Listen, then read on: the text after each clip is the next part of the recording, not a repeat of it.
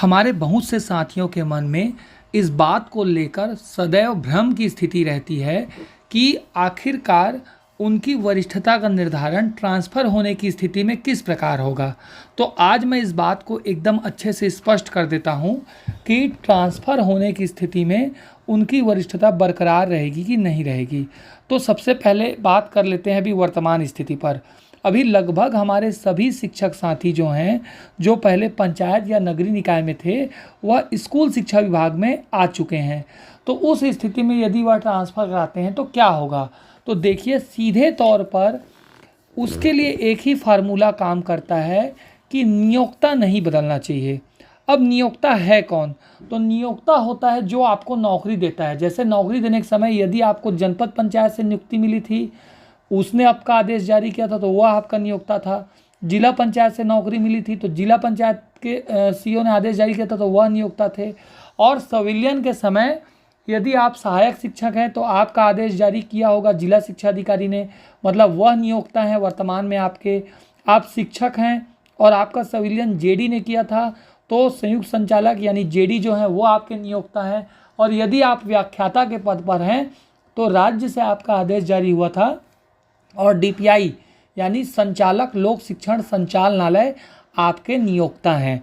तो नियोक्ता परिवर्तित नहीं होना चाहिए। यानी यदि आप सहायक शिक्षक हैं और आप बिलासपुर जिले में हैं और आप कोरबा जिला जा रहे हैं तो आपका नियोक्ता बदल गया, यानी जिला शिक्षा अधिकारी बदल गया, तो वो बदल गए तो आपकी वरिष्ठता प्रभावित होगी। और दूसरा, अगर आप वो हैं शिक्षक हैं तो आपका नियोक्ता जो है वो संभाग के जेडी हैं। यानी आप बिलासपुर संभाग में आते हैं और मान लो आप रायपुर संभाग चले जाते हैं और आपका जेडी बदल रहा है तो इसका मतलब आपकी वरिष्ठता प्रभावित होगी। और यदि आप व्याख्याता हैं तो आप राज्य के किसी भी कोने में जा सकते हैं क्योंकि आपका पद राज्य का पद है। देखिए, इसके कुछ लाभ हैं, कुछ हानि भी हैं। प्रशासनिक स्थानांतरण होने की स्थिति में आपको ये रहेगा कि जिले वाले का पोस्ट जो है वो जिले के अंदर ही उसका ट्रांसफ़र किया जाएगा। संभाग वाला है तो संभाग के अंदर ही ट्रांसफ़र किया जाएगा। और यदि व्याख्याता है तो उसको फिर राज्य के किसी भी हिस्से में फेंका जा सकता है। प्रशासनिक ट्रांसफ़र की स्थिति में यह होता है। तो स्वैच्छिक में लाभ है और प्रशासनिक में उसी के तहत नुकसान है। दूसरी बात, यह सारा नियम जो मैंने आपको बताया यह स्वैच्छिक ट्रांसफ़र पर लागू होगा। यानी यदि आपने अपने मन से ट्रांसफ़र कराया है और प्रशासनिक ट्रांसफ़र कर देते हैं तो उस स्थिति में यह वरिष्ठता समाप्त होने वाला नियम लागू नहीं होगा। यानी यदि आपका ट्रांसफ़र प्रशासनिक किया जा रहा है, मैं बिलासपुर में हूँ, मेरे को उठाकर राजनांदगांव भेज देते हैं, प्रशासनिक मेरा तबादला होता है, तो उस स्थिति में मेरी वरिष्ठता प्रभावित नहीं होगी। लेकिन मैं स्वयं के व्यय से या स्वेच्छा से अपना तबादला बिलासपुर से राजनांदगांव कराऊंगा तो मेरी वरिष्ठता प्रभावित होगी। ये नियम है।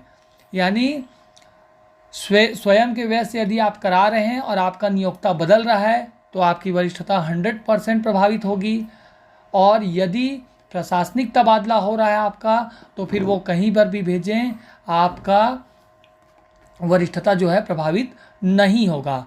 अब इसमें भी एक नियम ये आता है कि मान लीजिए कोई सहायक शिक्षक है और उसका प्रशासनिक तबादला उसके ज़िले से बाहर कर दिया तो वो फिर गलत हो जाएगा और उसको हाई कोर्ट में चैलेंज करके या उच्च अधिकारियों के पास चैलेंज करके आप अपने ज़िले के अंदर बने रह सकते हैं। तो कई बार इसका लाभ होता है, कई बार इसका नुकसान होता है।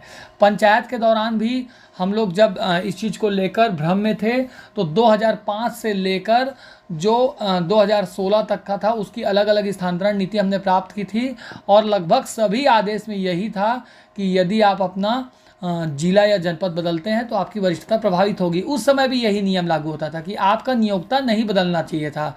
जैसे मैं जसपुर का हूं और जसपुर जिला पंचायत में नौकरी कर रहा हूं, व्याख्याता हूं, और यदि मैं अपना जिला पंचायत चेंज करता हूं तो मेरी वरिष्ठता प्रभावित होगी क्योंकि जसपुर जिला पंचायत का दायरा केवल जसपुर जिले के अंदर था।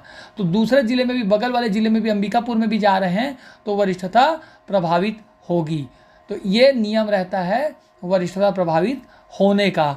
तो आप बिल्कुल अपने दिमाग में इस चीज़ को डाल लीजिए, किसी से कुछ पूछने की ज़रूरत नहीं है। आपका नियोक्ता नहीं बदलना चाहिए। यानी यदि आप सहायक शिक्षक हैं तो जो जिला शिक्षा अधिकारी अभी है वही ट्रांसफ़र के बाद भी रहना चाहिए। यदि आप जेडी के अंतर्गत आते हैं, शिक्षक हैं, तो आपका जेडी नहीं बदलना चाहिए। और यदि आप राज्य वाले हैं तो आपका डीपीआई तो बदलेगा ही नहीं, क्योंकि आप तो प्रदेश के अंदर ही रहेंगे। तो ये नियम है स्थानांतरण में वरिष्ठता के संबंध में। धन्यवाद।